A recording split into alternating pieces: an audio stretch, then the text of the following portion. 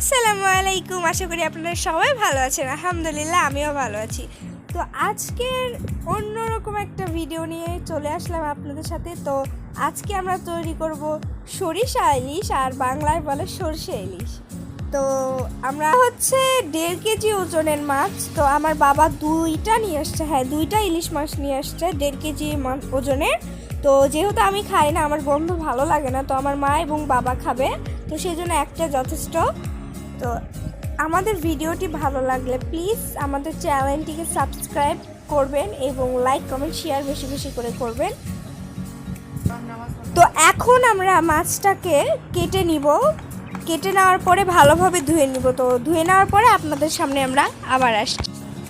তো সরিষা ইলিশ তৈরি করার জন্য বেশি কিছু উপকরণ প্রয়োজন হয় না। তো এর জন্য প্রয়োজন শুকনো মরিচের গুঁড়া, হলুদের গুঁড়া, লবণ, কালো জিরা এবং কাঁচামরিচ। তার সঙ্গে তো এখন আমরা হচ্ছে লাল সরিষাটা পানিতে ভিজে রাখবো। তো কালোটা পাওয়া যায়নি, তো সেজন্য আমরা লালটা ইউজ করব। তো এটা ভিজে রাখার পরে এটা আমরা মিক্সার করে নিব। তো যার যেটা আছে আপনারা মিক্সারও করতে পারেন, পাটায় পিষেও করতে পারেন।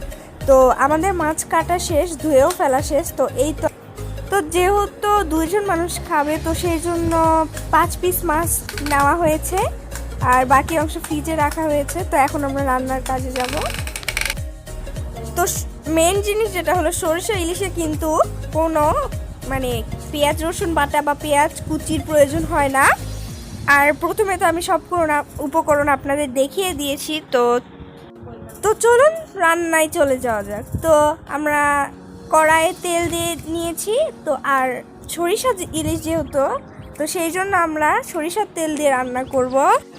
তো আমরা এখানে কিছু কালো জিরা দিয়ে দিলাম। এখন আমরা আস্তে আস্তে সব উপকরণ দিয়ে ভালোভাবে কষে নিব। তো এই তো এখন সব উপকরণগুলো আমরা ঢেলে দিলাম, দিয়ে ভালোভাবে নেড়েচেড়ে কষে নিব।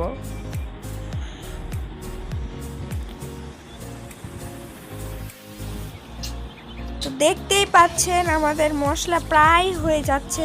তো এখন আমরা এখানে কিছু অল্প পরিমাণে পানি দিয়ে দিব, দিয়ে আরেকটু ভালোভাবে মশলাটা কষে নিব।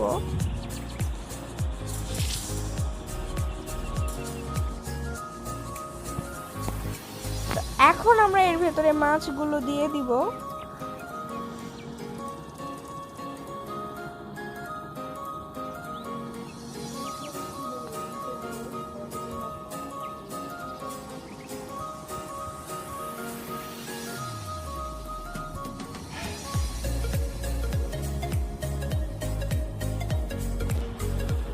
আর 1 পিঠ হয়ে গেলে কিন্তু আমাদের আর 1 পিঠ উল্টে দিতে হবে, যেহেতু নরম হয় হওয়ার পরে।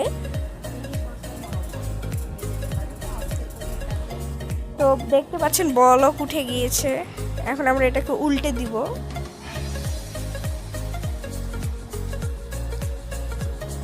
জিনিসটা খাই না, বাট দেখলে খেতে মন চায় কিন্তু আমার স্মেলটা ভালো লাগে না।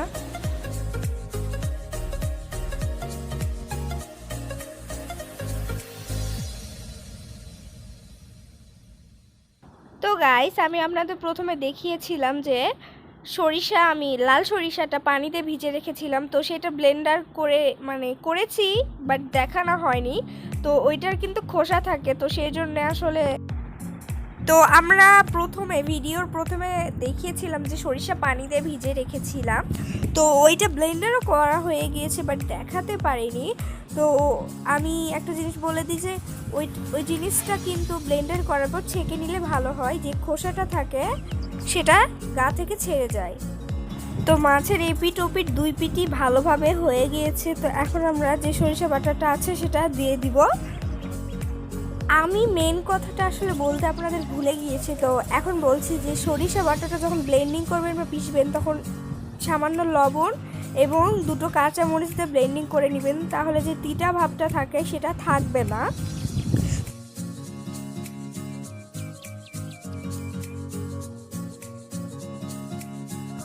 তো সরিষা বাটা দেওয়া শেষ। এখন হচ্ছে এটা আমরা ভালোভাবে নেড়েচেড়ে নিব। তো নেড়েচেড়ে নেওয়ার পরে এটা কিন্তু খুবই ভালোভাবে কষে নিতে হবে সামান্য পানি দিয়ে।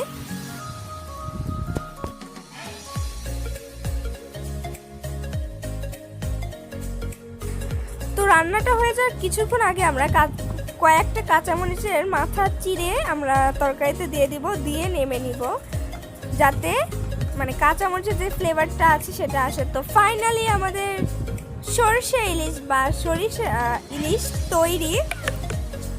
তো আজকের রেসিপিটি আশা করি আপনাদের সবাইকে ভালো লাগবে, আর ভালো লাগলে তো অবশ্যই চ্যানেলটিকে সাবস্ক্রাইব করবেন, লাইক কমেন্ট অ্যান্ড বেশি বেশি করে শেয়ার করবেন।